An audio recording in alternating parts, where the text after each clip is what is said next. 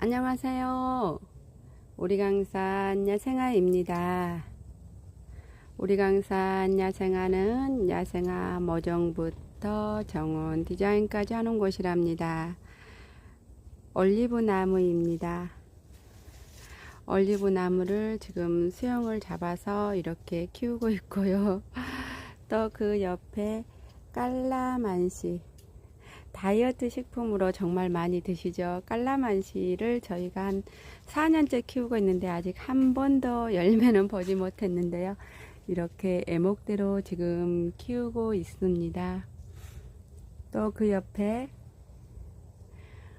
애목대로 키우고 있는 올리브입니다. 이제 약 7년 정도 된 것 같아요. 올리브 6, 7년 된 것 같습니다.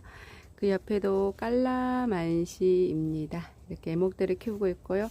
깔라만시는 실은 저희가 다 정리를 하려고 합니다. 이런 침이 너무 무서워서 키울 수가 없어요. 이렇게 침이 너무 무서워서 얘를 키우고 있고요. 지금 저희가 애목대로 올리브를 이렇게 지금 키우고 있는데 저희 온실에 천장하고 거의 닿습니다. 지금 이런 아이들은 택배로는 배송을 할 수가 없어요. 차로 이동할 수밖에 없답니다. 올리브 애목대로 잡아서 이렇게 가꾸고 있어요. 올리브입니다. 여기는 가을에 삽목을 해둔 우리 삽목둥이들 목수국이랍니다. 나임라이트 하이트 목수국들. 올리브 현재 이렇게 분갈이를 하고 있습니다. 올리브를 이렇게 분갈이를 하고 있고요. 올리브를 삽목해 놓았는데요. 조금 전에 큰 엄마에게서 삽목해 놓았는데 지금 이렇게 뿌리들이 내리고 있어요. 그래서 토하고 모래하고 배합을 한 이후에 이렇게 올리브를 심고 있답니다. 이렇게 올리브를 심고 있어요. 뿌리가 닿지 않게끔 지금 심고 있습니다. 지금 우리 있는 아이들은 학창형 거실에서 나온 우리 아이들이랍니다. 택배하고 하나가 남아 있어요. 그런데 제가 물을 안 줘서 다 죽어가고 있더라고요. 그래서 물 주고 영양을 줬더니 다시 싹이 이렇게 쏘록쏘록 싹이 올라오고 있고요. 그리고 베고니아 제가 굉장히 약했어요 라고 말씀드렸죠. 베고니아도 제가 키워서 다시 싹이 올라오고 꽃대들이 이렇게 올라오고 있어요. 그래서 얘도 분갈이 할 거고요. 그리고 개나리 자스민은 애목대로 키우기 위해서 분갈이 하고요. 카랑코에도 애목대로 키우기 위해서 분갈이를 하려고 합니다. 좀 더 큰 데다가 몬스트리아도 제가 물꽂이 하면서 잘랐는데요. 벌써 옆에서 세척이 올라오고 있습니다. 이 아이도 애목대로 키울 거랍니다. 이 아이 갑자기 생각이 안 나요. 이름이 갑자기 생각이 안 나는데 이 아이도 하고 이메리스 눈꽃도 분갈이를 할 거랍니다.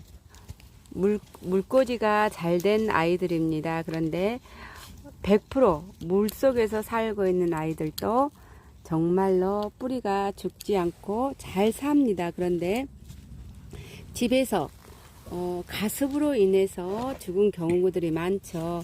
배양토에 문제가 굉장히 많습니다. 배양토에 문제가 많고요. 여름보다 겨울에 홀도 식물 키우기가 좋다고 보시면 됩니다. 왜냐하면 왜 좋냐면은 습이 없기 때문에 식물들이 잘 썩지를 않아요. 습이 없어서 식물들이 뿌리가 잘 썩질 않고 곰팡이균이 없기 때문에 겨울에 홀도 키우기가 좋으신데요. 겨울에 가장 주의할 점은 예를 들면 꽃기린 같은 경우가 제가 여기 보시면 입이 다 떨어져 있는 거 보이시죠? 이렇게 이렇게 다 잎이 떨어져 있어요. 근데 새 잎들이 다 나고 있답니다. 꽃기린입니다. 베란다 거실에서 키우시면 정말 좋은데요. 이 아이를 제가 키우다가 학창형 거실에서 키우다가 물을 안 줬더니 조금 전에 보신 것처럼 이렇게 잎이 다 떨어져 있어요. 잎이 떨어져 있어. 그래서 잎이 다 떨어지고 얘네들 다 이렇게 말랐어요.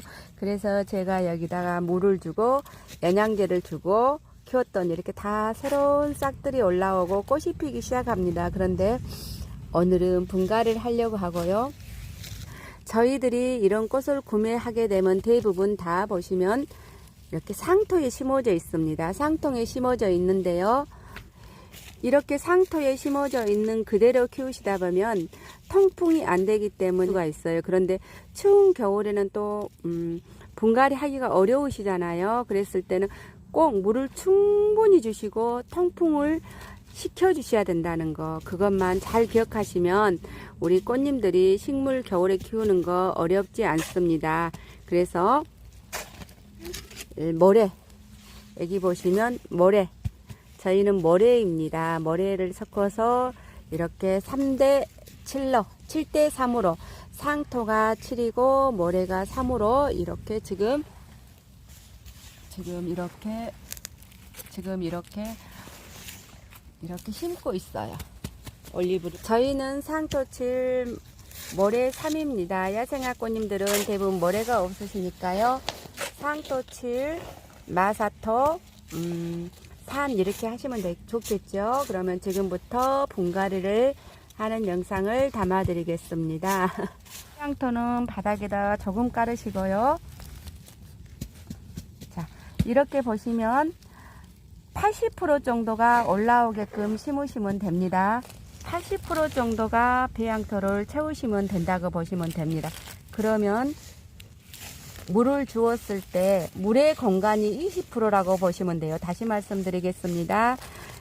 대부분의 식물을 심으실 때 식물을 심으실 때 80% 정도가 배양토가 되게끔 심으시고 20%는 물의 공간이라고 생각하시면 됩니다. 자, 몬스테리아입니다. 몬스테리아도 역시나 80% 정도만 채워주시면 좋고요. 저는 애목대로 키우려고 이렇게 세워서 지금 심었습니다. 개나리 자스민입니다. 제가 애목대로 키우고 싶어서 옆에 있는 아이들은 다 정리를 하겠습니다. 조금 전에 이렇게 가족들이 있었습니다. 가족들이 있었는데 제가 다 정리를 했어요. 이렇게 가족들이 4개가 있었는데요. 이렇게 한 개만 놔두고 애목대로 키우려고 합니다. 야생화 꽃님들 이렇게 분갈이를 7개를 했습니다. 상토 7, 모래 3. 그런데 야생화 꽃님들은 모래가 대부분 없으시죠. 그래서 마사토 3으로 하시면 좋을 것 같습니다. 마사토를 많이 사용하면 장점과 단점이 있답니다. 장점으로는 우리 올리브 나무는 100% 모래가 있었습니다. 그래서 이렇게 뿌리는 튼튼합니다. 그런데 100% 모래에다 이렇게 했을 경우는 단점으로는 물을 빨리빨리 주어야 된다고 보시면 됩니다. 그러면 모래나 마사토가 많이 섞어져 있을 때는 굉장히 물을 더 신경을 쓰셔야 됩니다. 그러나 물이 조금 부족하다고 해서 금방 죽거나 그러지는 않습니다. 모래나 마사토가 많이 들어가면 뿌리는 튼튼하지만 물이 부족해서 이 아이들이 물을 좋아하는 아이들은 좀 더 빨리 물을 주는데 신경을 쓰셔야 되는 단점이 있답니다. 이제 분갈이를 다 하고 물을 주려고 이렇게 왔습니다. 제가 미리 물을 주었는데요.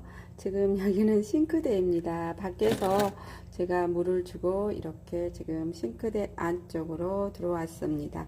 물을 주실 때는 꼭 미지근한 물로 충분히 주셔야 되고요. 충분히 밑으로 흘러내릴 수 있도록 물을 주시는 게 가장 좋습니다. 그리고 화분이 이렇게 흘러내릴 수 있도록 이렇게 흘러내릴 수 있도록 주시는 게 좋고요. 제가 분갈이 하실 때 배양토는 80% 정도 채워주는 게 좋습니다. 그래서 이 의미로 보시면 됩니다. 이 부분에 여기가 물이 채워진다고 보시면 돼요. 제가 물을 한번 줘 보겠습니다. 그러면 물이 주실 때 이렇게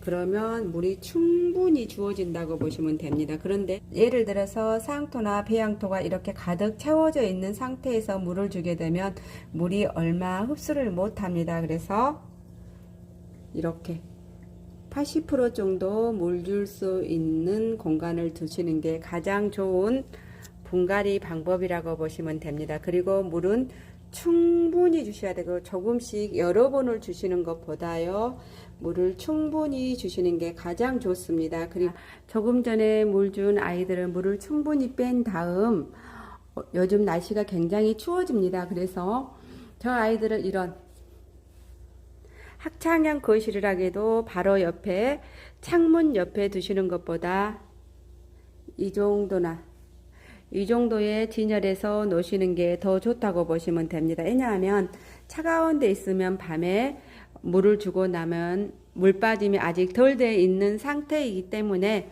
아이들이 뿌리가 냉해를 입을 수 있답니다. 물 빠짐이 충분히 된 후 그 다음 날 날씨가 따뜻하고 좋으면 창문을 열어서 환기를 시켜주면 우리 식물들이 굉장히 예쁘게 잘 클 수 있답니다. 야생화 꽃님들 마사토 모래를 많이 넣어서 분갈이 했을 때 장점과 단점을 제가 설명드렸습니다. 오늘도 유익한 정보가 되셨을까요? 늘 우리 강산 야생하는 꽃님들과 함께 정보를 공유하면서 함께 성장하려고 합니다. 감사합니다. 행복하세요.